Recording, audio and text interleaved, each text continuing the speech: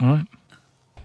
Alright, you creepy bastards, here is the ultimate War, Necromancer or Inquisitor build. Why did I say War Necromancer when it's an Inquisitor build? Because I'm focusing on Necromancer magic. I'm focusing on these spells to hurt the most and so that we can use them to maximum extent.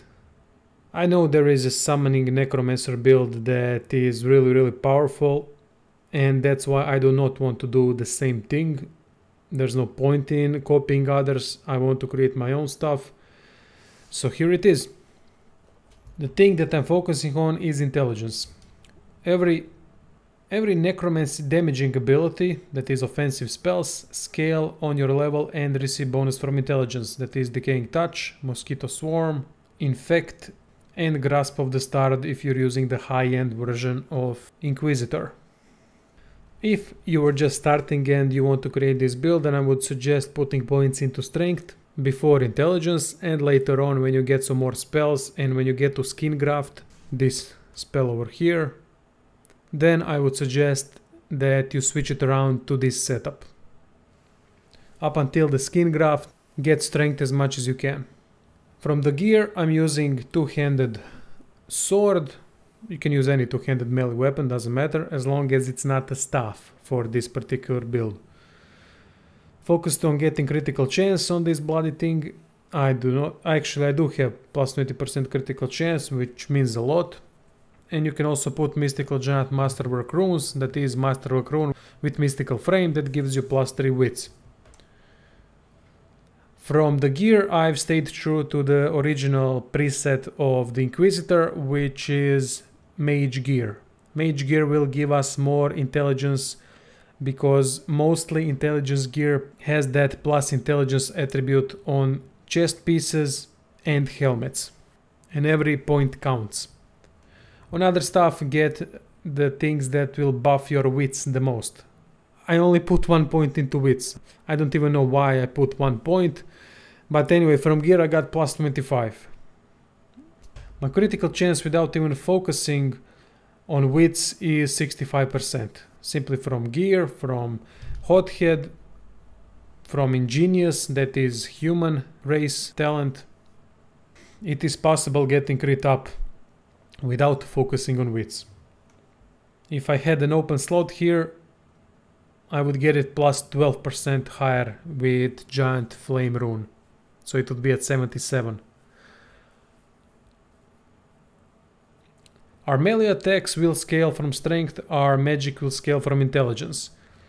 Obviously, if you want, you can go the other way around and focus more on strength, all good, but I want to focus on necromancy spells. We want that powerful necromancer, right?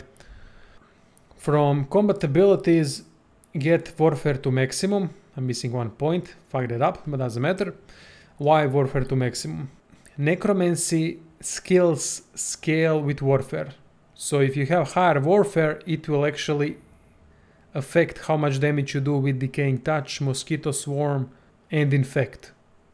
I'm not sure about the Grasp of the Stard, but maybe it affects that as well.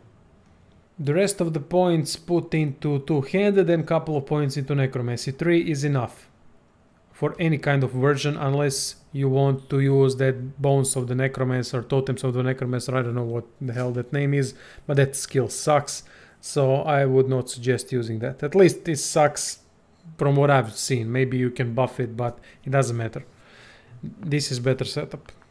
And get 1 point into Hider Sophist, either through gear or through something else, so that we can use Blood Rain. Polymorph is completely optional, up until you get Skin Graft.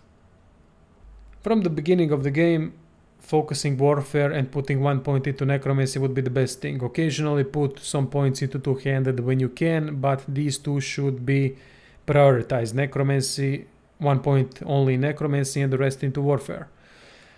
Main reason is that critical chance will not go high up until you get to the end game and get the best possible gear. So crits will be less often unless someone uses Enrage on you from your party members.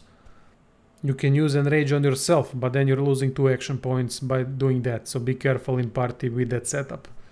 I would rather suggest if you have some kind of a warfare skills based character that he uses Enrage on you. And that's when two-handed comes into play, when that critical chance gets higher up. The ultimate version of this setup is if you use Apotheosis. To use Apotheosis you need Polymorph 5, but Polymorph is the last tree that you should be focusing on. To use Skin Graft you need Polymorph 3, so if you do not want to use Apotheosis, that's perfectly viable, as you will see on the Paladin bridge. I did two versions, one with Skin Graft, one with Skin Graft and Apotheosis. Skin Graft was more than enough to wreck everyone. From the talents I went with this, Elemental Affinity, because we are standing in blood, and when you're standing in blood your spells will cost one less action point. And beautiful thing is, when you strike someone with your weapon and when they bleed, you'll be standing automatically in blood. That means less action point use. More efficient would be if your guy was a living one. That way when they strike you, you'll also bleed, so you'll be constantly covered in blood, and your enemies too. When you're undead, you're not bleeding. Executioner, as always, to get those 2 action points up when we kill someone. Hothead to gain more critical chance and 10% more accuracy. Savage Sortilege for our spells to crit. I would say all these are a must except Picture of Health. Picture of Health is up to you. If you don't want that, go for something like Opportunist, so that you can strike enemies with your weapon when they're trying to run away from you.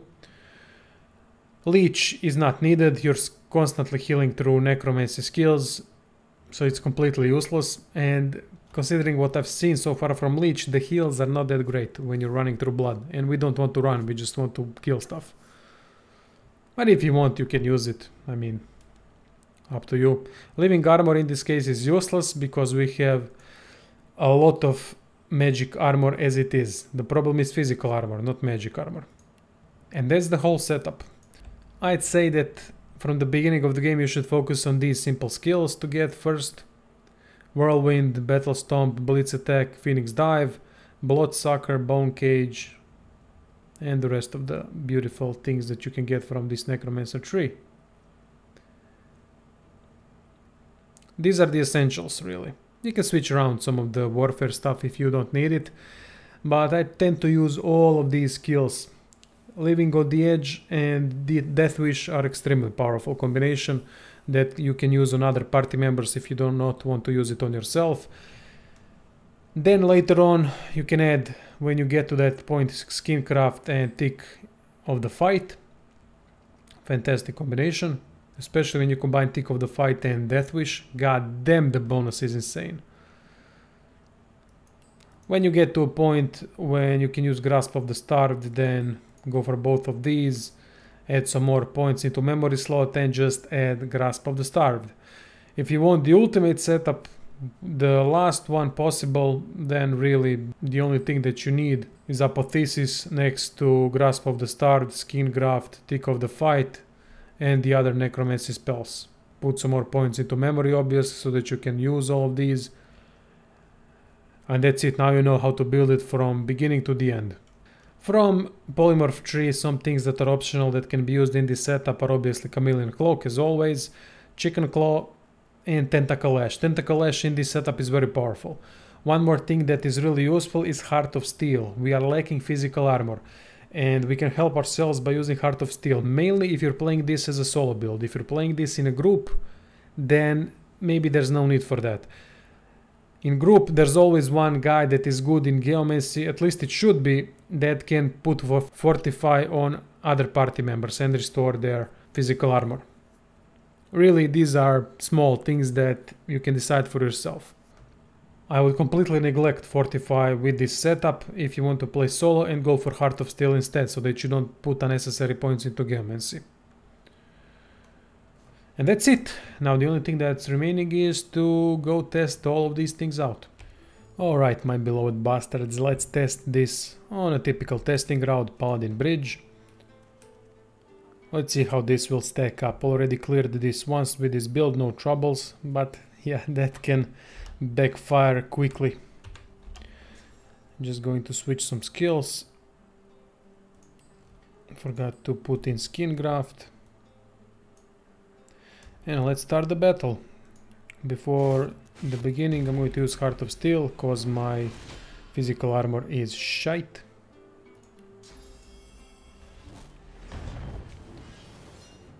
Even with strength not being the focused attribute, we will still do a lot of damage from strikes with the two-handed weapon. The main thing are the spells though. I mean, we're going to fucking wreck everyone with spells. So what I'm going to do is simple. Cast blood. When we are standing in blood, beautiful things happen. Beautiful things meaning we can use skills at reduced cost. So I can start with Decaying Touch, and with this setup we just did 7000 crit damage. It's going to get a lot better further on out when we get Death Wish and Living on the Edge. Now I would use Bloodsucker, but he's not standing in the full pool of blood as I can see. So instead of that, I'm gonna use Battle Stomp to get rid of him for one turn at least, but she will rest him, I know that. I mean, use First Aid.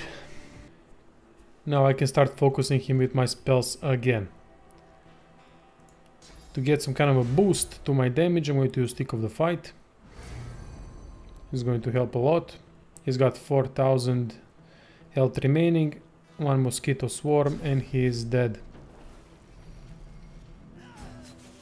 Look at this, 9000 damage, full heal.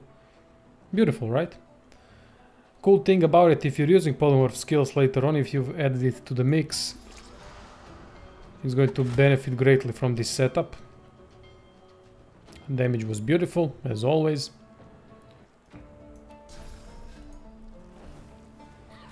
Ah, crap, didn't crit. She is diseased. If she was decayed, I'd kill her instantly.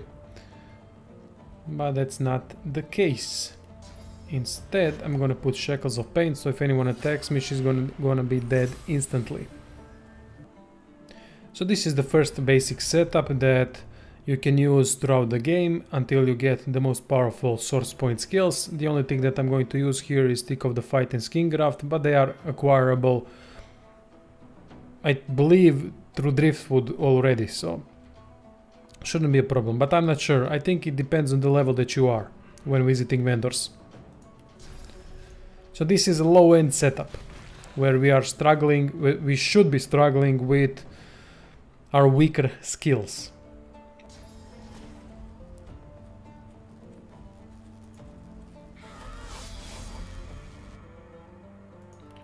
Well, I still have Tick of the Fight, going to use that to my advantage.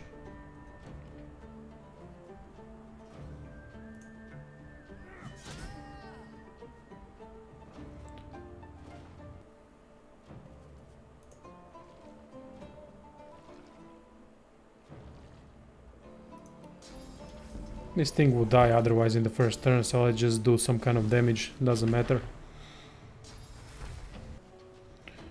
Not much I can do here. I would use Bone Cage, but it's not going to reach the ones that I've killed already. I can't move, I'm crippled, I can't use Phoenix Dive, so I'll just use... Actually, I'm going to use Skin Graft to recharge all of my skills.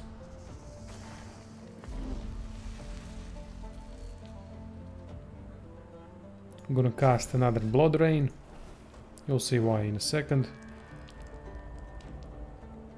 Now I'm going to use Living on the Edge to resist death. And then I'm gonna use Death Wish. And now I'm at my maximum. All the damage that I will do depends on how much more health I have remaining. If I have less health, I'll do more damage, but I cannot die. That's the beautiful thing of it. So you'll see how powerful Necro spells can now be.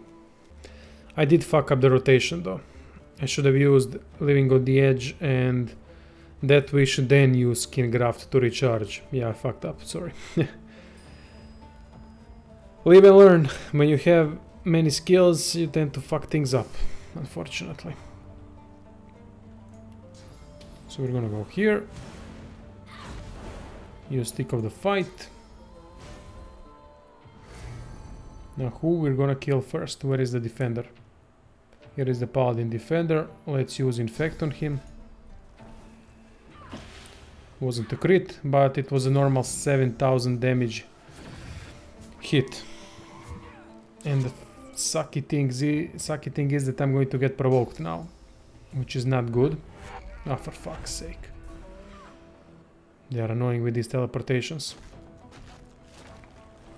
I definitely screwed up rotation. Could have used it much better. This might cost me in the end. Yeah, here we go, and I'm going to start casting rain for 15 times. There we go.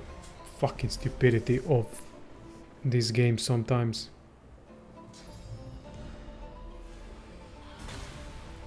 Oh wow. 18,000 damage. From what? Decaying Touch? What was that?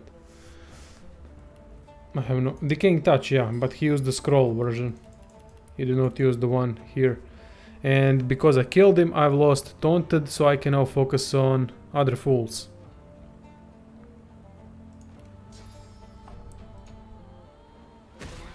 I'm gonna use this to crowd control the bastards.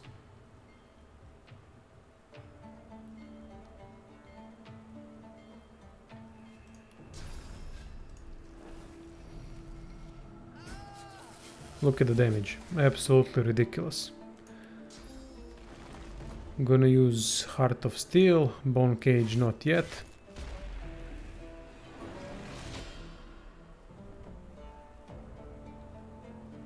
Now we can continue having some more fun with the spells. We still got Decay. Boom, critical hit, 11,000 damage with Tick of the Fight.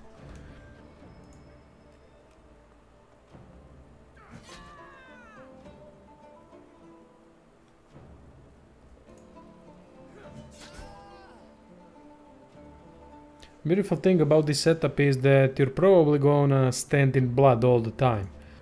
So using any kind of necromancy spell will be at reduced cost constantly. That's why Skin Graft comes in play, so that you can recharge them fast enough.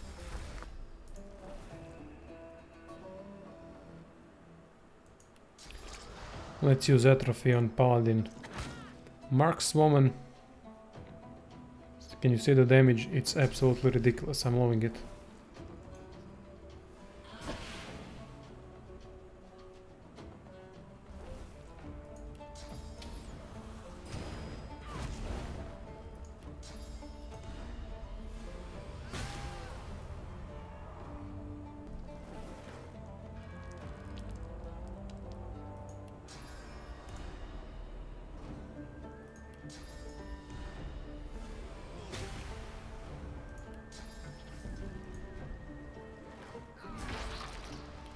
Finally, this bloody combo worked. Decaying Touch plus Bloodsucker.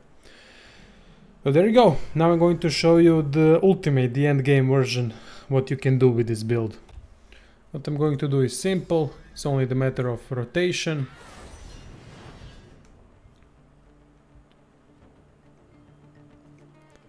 Immediately I'm going to use Apotheosis. Because we are standing in a blood, everything we do with our necromancy skills will cost much less. So I can go Tick of the Fight. Grasp of the Star will only cost 1 action point, and the thing is that when you have Living on the Edge plus Death Wish, damage of Grasp of the Star will go to 20-30,000 per hit. Look at this. One of the things you can do is now use Skin Graft, recharge your Grasp of the Stard.